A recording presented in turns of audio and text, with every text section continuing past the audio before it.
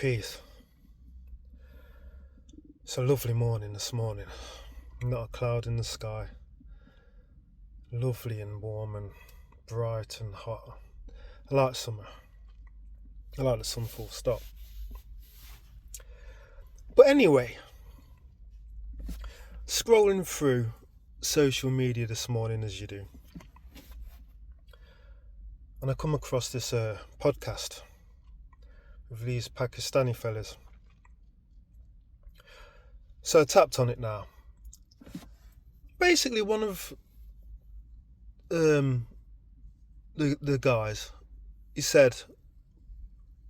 posed this question to the two others in the room with him. Would you have a problem with an Afro Caribbean man marrying or dating your daughter? And I thought to myself, that's a weird question to ask. So anyway, I was intrigued. I wanted to hear the answer. So, what one of them said, well, you know, if he, knew his, like, basically if he was a Muslim, basically, it went to religion, and he understood his religion and he was of good character and all the rest of it, I'd have no problem with it. Good answer. I don't think he was sincere. You could see it in his face. He was struggling up. I was looking in all of the eyes. I like to watch people's expressions and body language and whatnot. You could see he wasn't comfortable. You know. Islam's supposed to be for everybody. There's no colour in Islam apparently. So that was the correct answer to give. But the reason why I'm saying I wasn't convinced is because of my own experiences growing up. And when you're a child, you're looking for friendship. You don't look at where people come from or what colour they are, or this, that and the third. Or at least I didn't. I'm just talking from my point of view. Because obviously, as you can see, I'm what they call as mixed race. Don't like all these terms, mixed race, biracial, or the rest of it. But, just for argument's sake, mixed race. So my mum is white and my dad's black. So I had these two contrasts from the get-go. One looked slightly different than the other. That was that. So when I walked out into the streets and stuff, I just seen all these different people and all in between of the two contrasts of my parents. So colour wasn't a thing to me. I just noticed that people look different. That was it. I had to be taught racism. It was taught to me within harsh lessons from outside. Anyway, long and short of it, I remember when I was a kid, running around and you're getting hot and bothered in the summer and all of that. So you go to the nearest brethren's house for refreshment. And I always used to remember I was the one that was getting turned away or getting told to stop outside. All the rest of the children were getting let in. Now I'm talking about specifically Pakistani friends that I used to have. Since we're on the subject of Afro Caribbean and Pakistani, I was never allowed in anyone's houses. I was wondering to myself why. Because when I went around other people's houses of other ethnicities, I was always allowed in. So I thought that was quite strange. So, I was like feeling type away. Because every time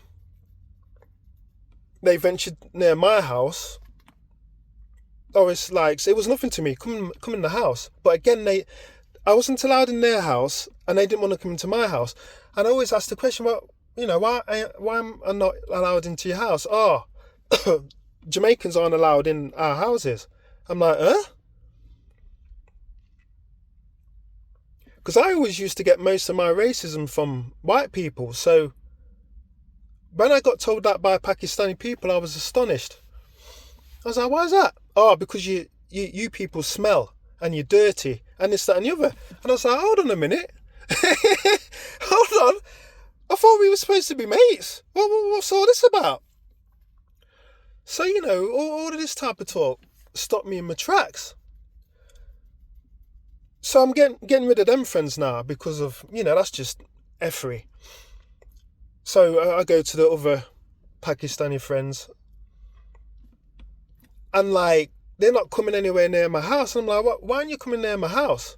Oh, we're not allowed to go into black people's house. So I'm getting this from everywhere. I'm like, what the hell? What's going on here? So I'm putting my arm against their arms. And in a lot of cases, they're a lot darker than me. So after the racism from white people now, and I'm getting this from Pakistani people, I am confused.com. I'm like, but you're darker than me. What's with the racism? I don't understand.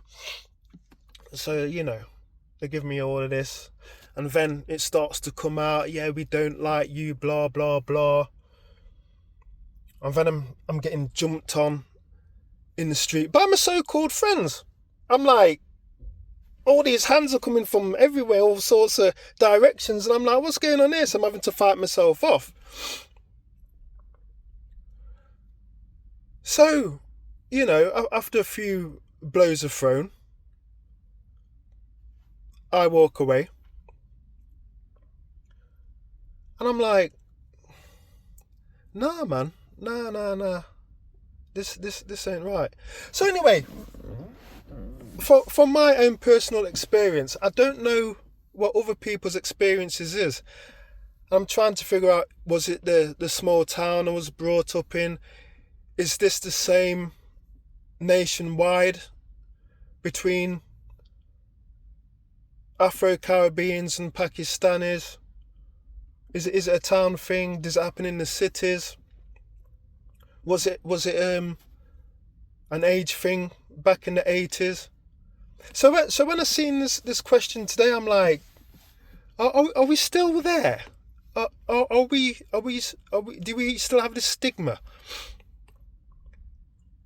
with black people and Pakistani people? Is what's going on? Why are we looked down upon so much? Why? That's just a question I'm asking.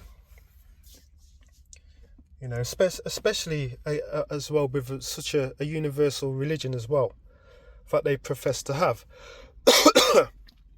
Why is it still a problem?